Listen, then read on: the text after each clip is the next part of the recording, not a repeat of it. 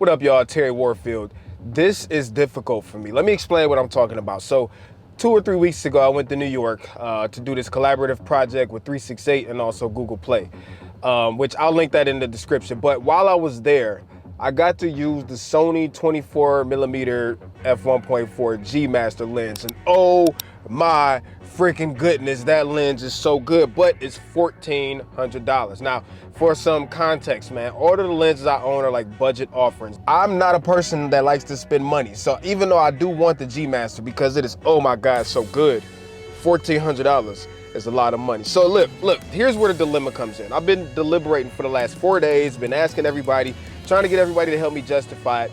The last 2 or 3 months, I've been able to work on some projects that have afforded me the opportunity to pay for something like the G-Master 24mm. But it's also still hard for me to do it because I'm a cheapskate. I don't like spending money. I've been broke so many times and I don't want to go back to it.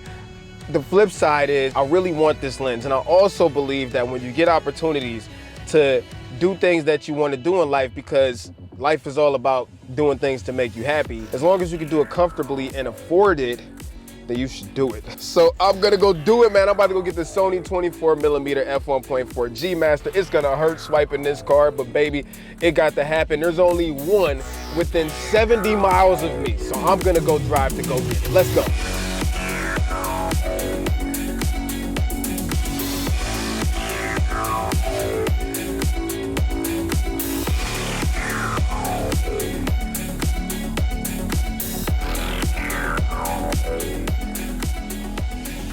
All right, so about 40 minutes later and I'm finally here. My GPS took me on the wrong way, some type of way, but whatever, we've arrived. And hopefully when I come out of here, I will be the proud new owner of a 24mm G-Master. Now, I'm not gonna take the camera in here and be all extra creepy, shoving the camera in their faces while they ringing me out. I'll spare them, but like I said, hopefully when I get back in here, I will have something dope to show you. Let's go!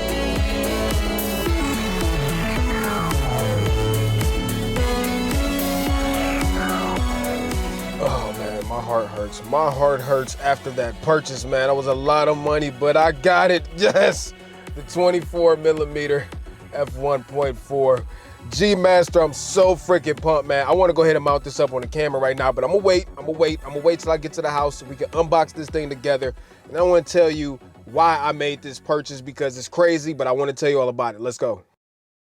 All right, y'all, I'm back at the house after a 45-minute drive each way. I am finally the proud owner of a Sony 24mm F1.4 G-Master. Man, I've been so excited about this. I forgot to tell y'all who I was. My name is Terry Warfield. If this is the first time on my channel, a big fat welcome to you. And if you family, if you squad, make sure you drop a hashtag up in here, just so I know you're up in the comments. I've wanted this lens for so long. So let's go ahead and do a quick unboxing. It ain't gonna be nothing fancy because I'm just so thirsty to get this thing open and start using it. And then after that, I'll go into my why on why I decided to purchase the 24mm G-Master. Man, this thing was after tax $1,500. That's not a small purchase for me, man. You might have it like that, but I ain't balling. So I want to talk about my thought process, my decision-making process on how I arrived at actually buying one of these, because I never thought I would. But anyways, let's go ahead and get into that G-Master unboxing, player. Let's do it.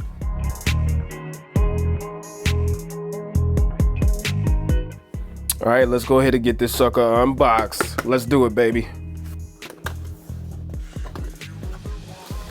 Got some plastic action going on.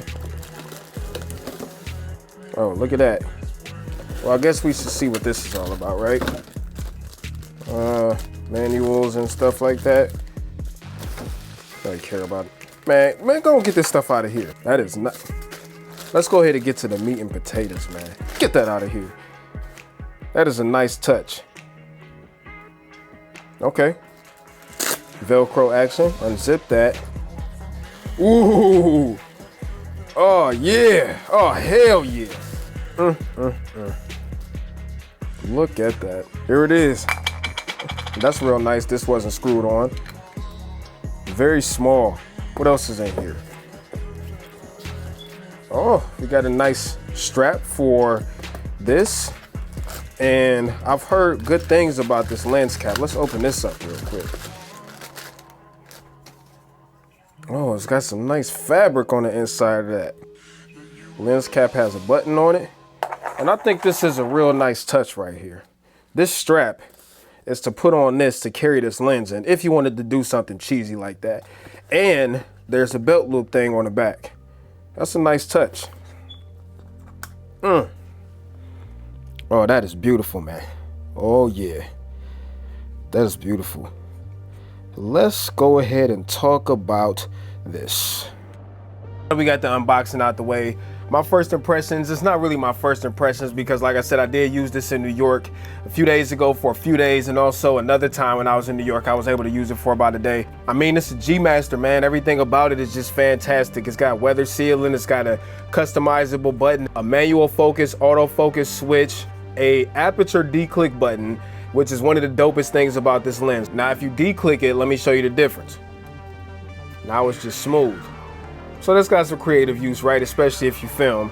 But again, it's a G-Master, man. Everything about it is just top notch. But one thing I want to do real quick is show you the difference between what it looks like using, and there's going to be a whole video coming on this. Right now, I'm filming on the Sigma 16mm f1.4 on the A7 III, and it is in crop mode. So that means that this lens is more like a 24mm f2 equivalent. So what I'm gonna do is I'm gonna go ahead and take this lens off and then mount the G-Master on. Remember how my beautiful face looks, because I'm about to put the G-Master on, and then you can see the differences and how they look. So remember how this looks? Let's go ahead and swap this in 3, 2, 1, boom. All right, you see me? I'm in there. Okay, so now you can see what I look like versus the Sigma 16mm f1.4 mounted on the Sony A7 III. So now that we got that out the way, I want to go ahead and give you my why I decided to go ahead and make this silly, ridiculous, expensive purchase of $1,500 after tax. So here's my rationale, here's my justification. Did I need it? Not necessarily, because you know, I can make whatever work with what I have. I believe in the best tool is the one you got, right? But that doesn't mean I don't want more. So the reasons why, I figure when I do YouTube stuff, the majority of my videos are filmed at 24mm, and the Sigma gets the job done. But a few things I've always wanted when it came to the Sigma. Number one, some type of weather sealing. That's important to me, man, especially if I'm out doing like vlog stuff. I can't get a drop of rain on it or snow because I might jack the lens up. So that's the first thing. I wanted something with weather sealing. Number two, this lens as my general purpose YouTube lens does a great job. On the A7 III, I'm getting about a 24mm f2, which is cool for vlog stuff with video.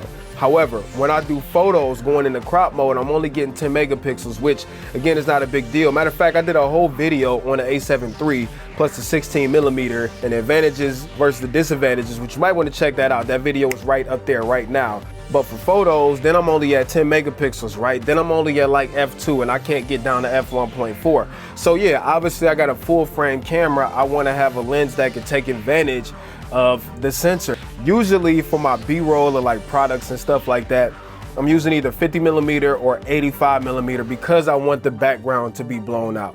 Now, when you got a 24mm lens on a full frame sensor at f1.4, I can still get that blurry, creamy background I really want without having to stand a football field away to get my B-roll. But at an f1.4 on this lens, the background just melts away. The next reason is just because of image quality, man. I knew going into this that this lens was razor sharp. This lens is freaking ridiculous.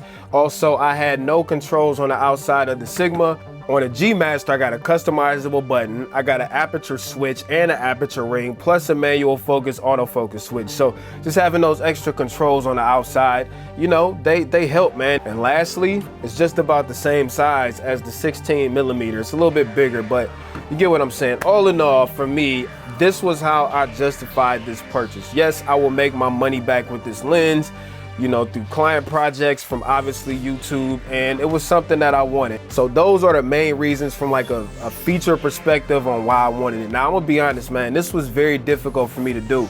Again, I'm not a big spender. I don't like spending large amounts of money. Everybody around me had to convince me to go ahead and get this lens. And now that I have it, it's mounted on the camera, I'm ready to go ahead and get to work. So expect a lot of videos on this lens, man. I did a lot of searching before I got it, and there was a lot of information that I was searching for that I couldn't find. So I'm gonna try to fill those gaps for y'all. And I got a lot of comparisons and stuff coming too. So anyways, I hope y'all enjoyed this video. Be happy for me, man.